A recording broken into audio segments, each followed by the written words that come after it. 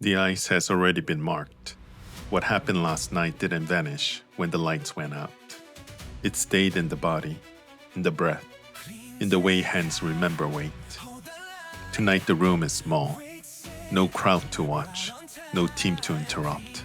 Just two men who finally stopped pretending the pull wasn't there. Heat builds slow. Not in words, not in rush.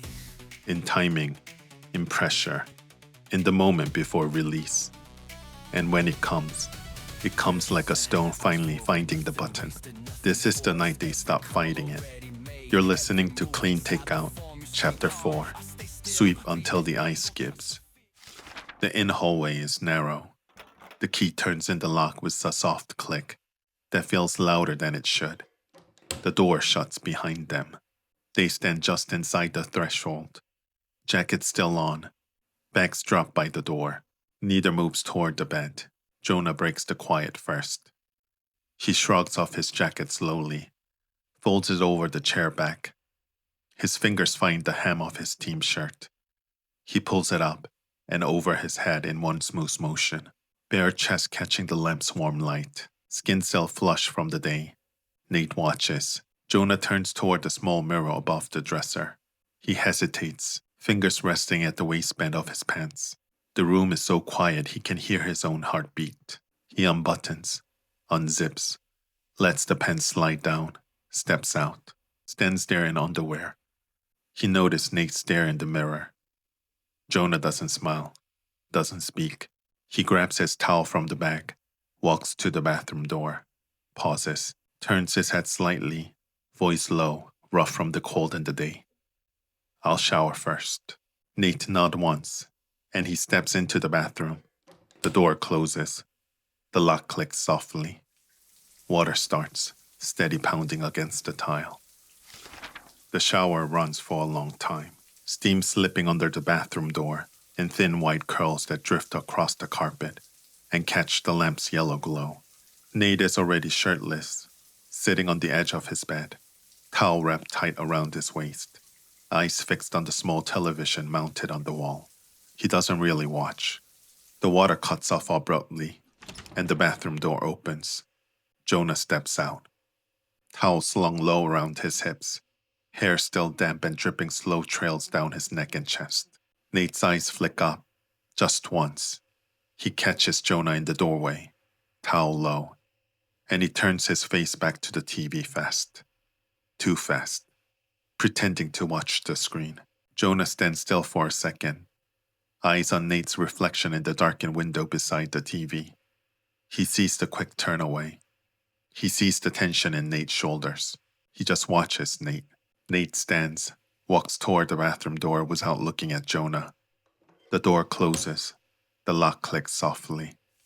Water starts again. Jonah stands exactly where he was, in front of the bed. A moment later, his phone buzzes on the mattress.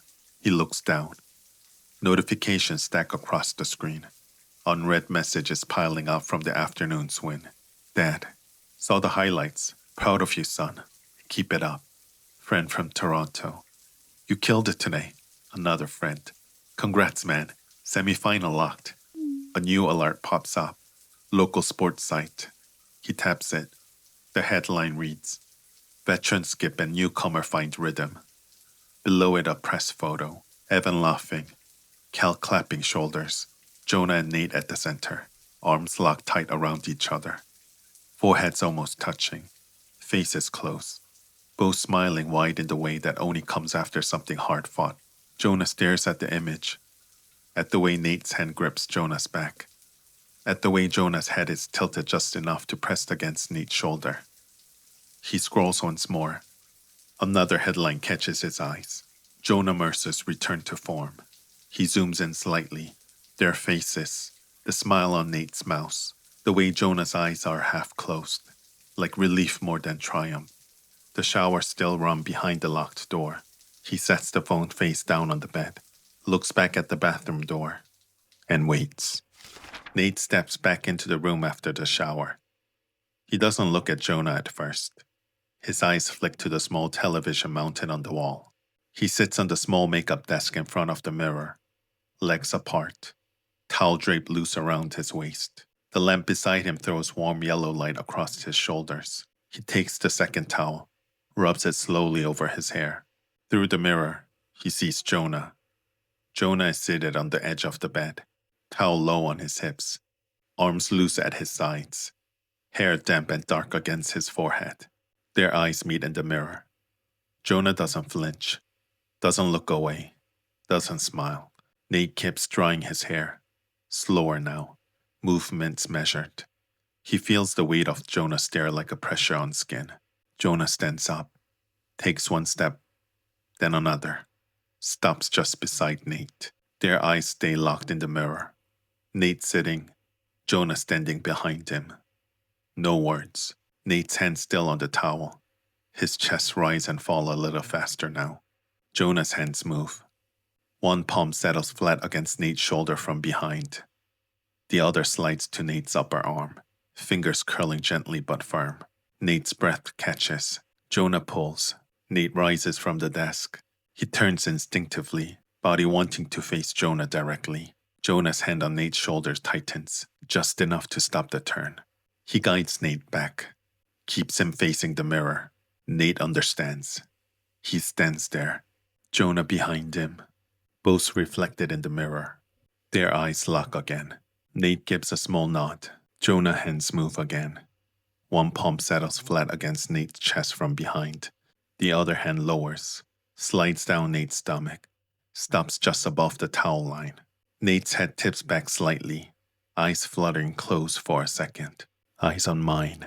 Jonah's voice is low, barely above a whisper against Nate's ear. Nate's eyes snap open again. They find Jonah's in the mirror. The mirror holds them longer than either expects. Jonah's hand guiding Nate with the same rhythm Jonah will use on the ice when the stone needs to hold the line. Nate's chest rises sharp under Jonah's palm. Jonah's chin brushes Nate's temple. His voice stays low against Nate's ear, barely louder than breath. Take it. Nate's hips shift forward instinctively. Jonah's hands tighten. Morning ice is fast, colder, the kind that doesn't forgive mistakes. The crowd is small, bundled in coats, but loud enough to matter. Nate's ready to release his stone. Jonah broom in hand, body coiled and ready to sweep. The stone passes, and Jonah sweeps hard. In the mirror, Nate's breast matches the rhythm. Jonah's lip brushed Nate's ear. Eyes on mine. By the third end, the house starts filling their way. Draw falls where Nate calls. Takeout snaps sharp. The crowd grows louder. Nate pushes the next stone. Clean release. Perfect weight. Jonah sweeps. Full power. Eyes locked on Nate across the sheet. Kel shouts from the board. That's it. The stone curls perfectly into place. In the mirror, Jonah's hand glides every pulse, every wave, until Nate sags back against him, chest heaving, eyes still open, still locked on Jonah's reflection. The crowd roars. Evan crashes into them first, laughing, shouting. Cal claps shoulder hard, voice blooming across the sheets. Now that's curling. Everything they started in the mirror lives in that look. They found it, and the final is waiting. The mirror still holds the heat of what just happened. Jonah lowers his head slightly to bring their faces closer, breasts mingling hot between them. His hand stays on Nate's hip, steadying, holding him in place. He looks down at Nate. Nate pulls back slowly. They hold the look. A small nod passes between them, understanding. Everything they've been circling finally settling into place. The final is razor close. Every end matters. Every call ends like a heartbeat. Nate stands in the hack. Jonah is at the far end, broom in hand, body coiled, eyes locked on Nate across the sheet. The score is tied. Last end. Nate pushes the stone. Clean release. Perfect weight. Jonah sweeps.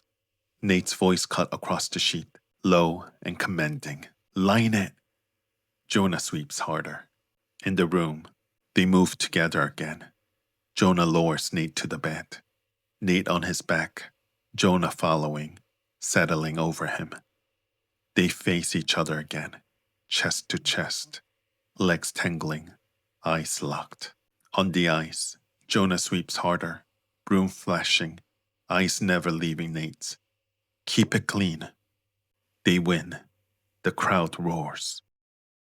In the room, Nate's hands slide up Jonah's back, holding him close.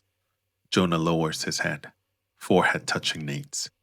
They stay like that, breathing slow and even, bodies tangled, sweat cooling on skin. Outside, wind rattles the window faintly. Inside, nothing moves except the rise and fall of two chests pressed together.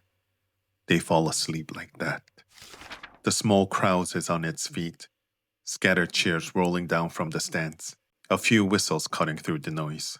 Evan is laughing loud enough to drown out half the arena. Cal already clapping shoulders like he's trying to bruise them. But Nate and Jonah move slower, bodies still humming from the final end. The press corner is set up near the exit, a single camera on tripod, a local reporter with a microphone and a notepad. Cal steps forward first, shoulders squared, voice steady, the natural captain, even off the ice. Cal, 5 straight win this weekend. What changed? Cal shrugs, glancing back at the group. We got the rhythm back. Jonah's been sweeping clean. Nate's reading the ice like always.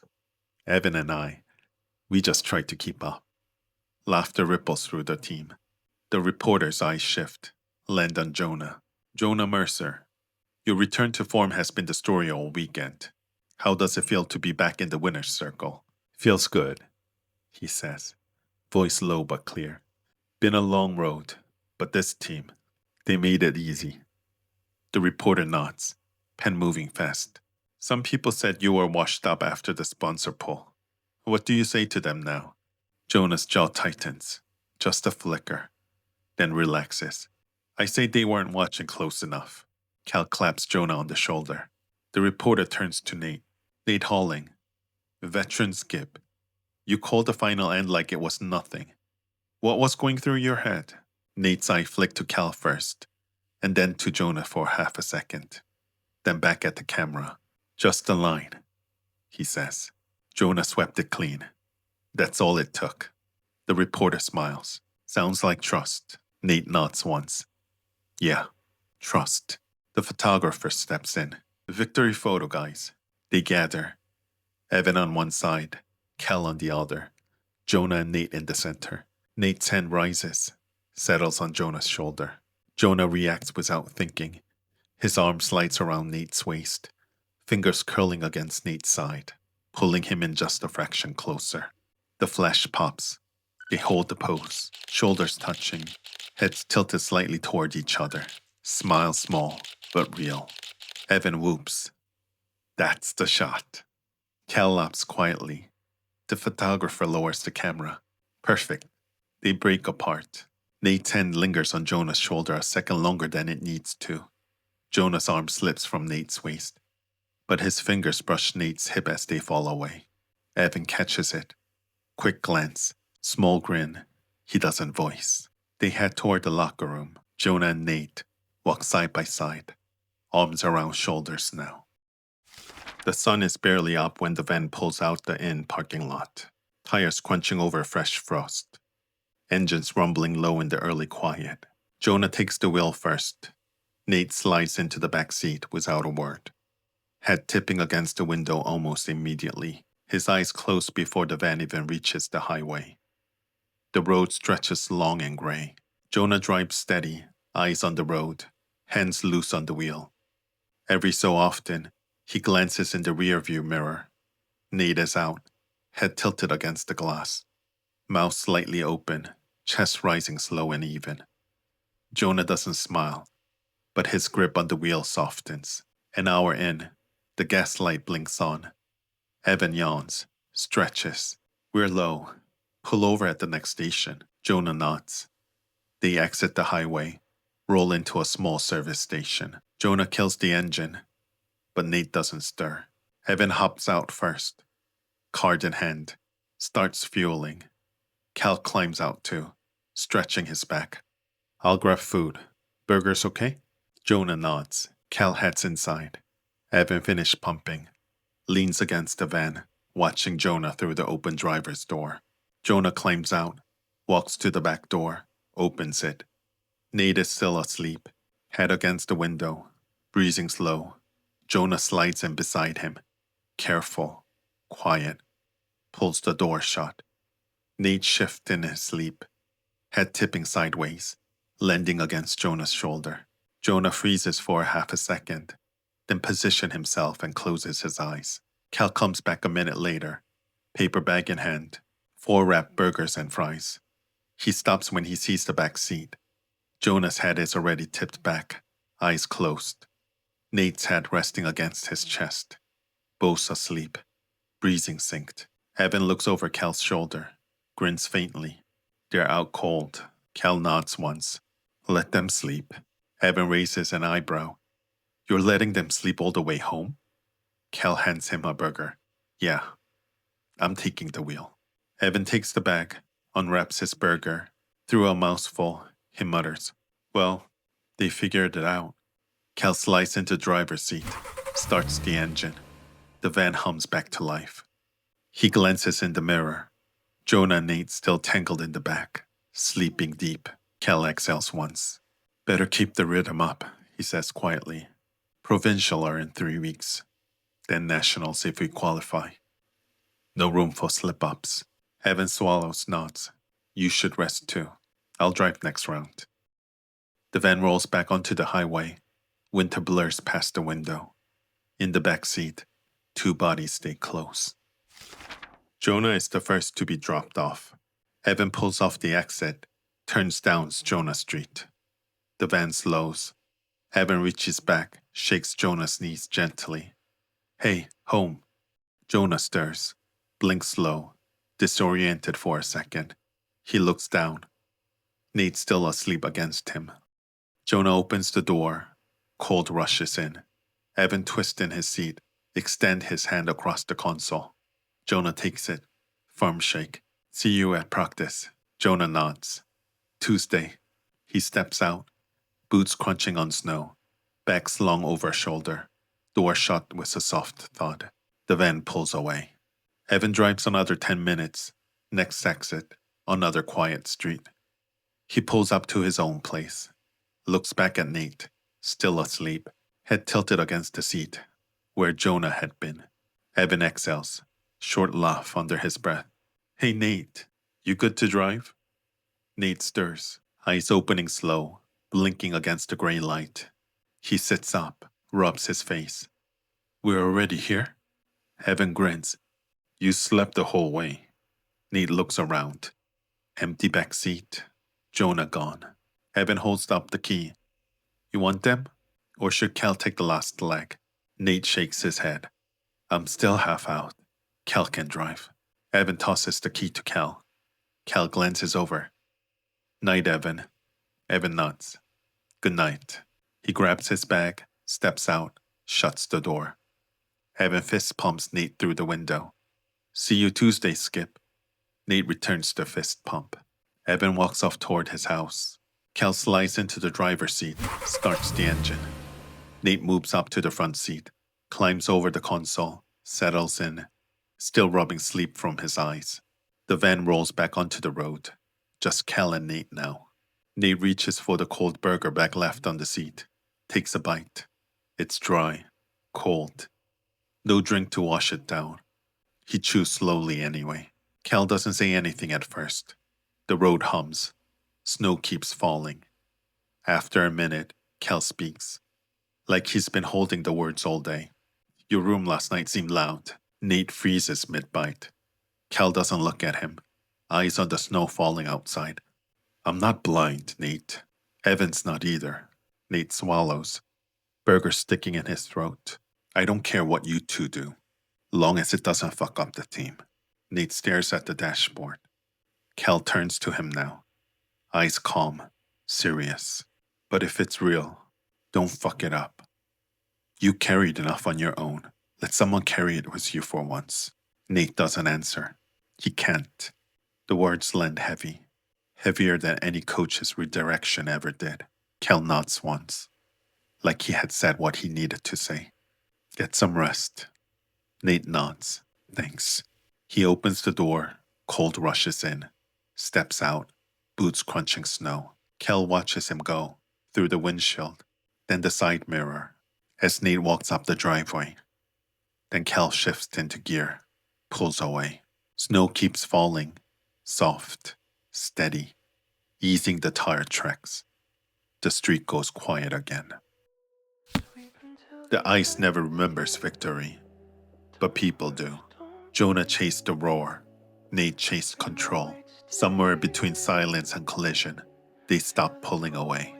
Tomorrow, the ice waits, sharper, stakes higher, margins thinner. But tonight, in the quiet of a van rolling through snow, a head rests on a shoulder, and neither moves. Sometimes, that's what holds. This was Clean Takeout, Chapter 4. Sweep until the ice skips. Don't forget to subscribe, like, and share for more stories on gay audiobooks. No call left.